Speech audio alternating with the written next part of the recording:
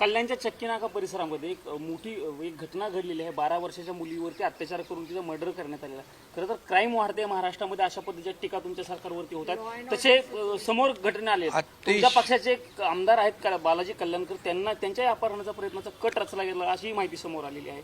राज्यामध्ये कायदा आणि यामध्ये झालेली घटना अतिशय दुर्दैवी आहे, दुःखद आहे, माणुसकीला काळीमा फासणारी आहे। आणि कालच मला वाटतं खासदार डॉक्टर श्रीकांत शिंदे जाऊन त्या पीडित परिवाराची भेट घेऊन आलेत आणि त्यांना दिलासा दिलेला आहे। झालेली घटना अतिशय दुर्दैवी, आमच्या परिवारातलीच घटना आहे असं समजून आम्ही त्या घटनेचं सरकारने गांभीर्याने घेतलेली आहे। आणि यामध्ये जो दोषी आहे, आरोपी, याचा कठोर शासन झालं पाहिजे।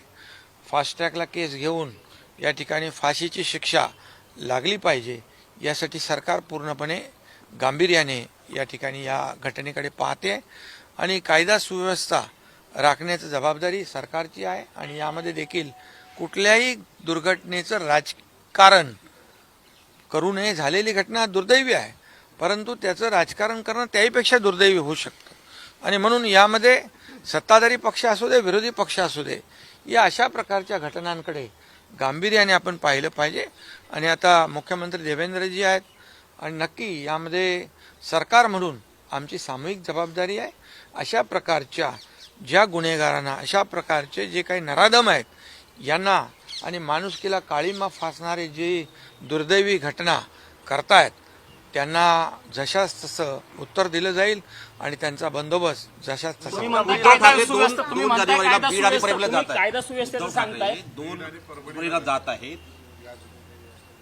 तुम्ही कायदा सुव्यवस्थेचं बोलताय, तुमच्या पक्षाचे जे आमदार आहेत अंबरनाथचे बालाजी किनीकर, त्यांच्या हत्येचा कट रचल्याची देखील त्या बाबतीमध्ये पोलीस कसून चौकशी करतायत आणि ही देखील अतिशय गंभीर घटना आहे आणि त्याच्याकडे देखील आम्ही गांभीर्याने पाहतोय।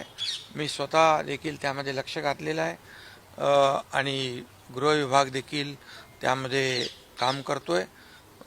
अशा प्रकारच्या घटना होऊ नयेत यासाठी पूर्णपणे सरकार परभणीला जात आहे, बीडला जात आहे, 2 तारखेला मोर्चा, 28 डिसेंबरला मोर्चा निघत आहे। खरं म्हणजे बीडची घटना देखील अतिशय दुःखद आहे, अतिशय दुर्दैवी आहे। कारण एक ज्या पद्धतीने तो निर्गुण हत्या झालेली आहे ती त्याला कधीही माफ न करणारं ती घटना आहे।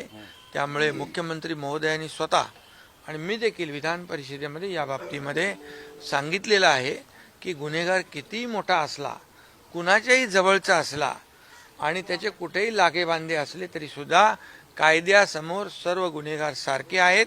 त्यामुळे हे महायुतीचं सरकार कुणाचाही मुलाहिजा ठेवणार नाही, कुणालाही पाठीशी घालणार नाही आणि योग्य वेळेत तुम्हाला त्याची प्रचिती येईल।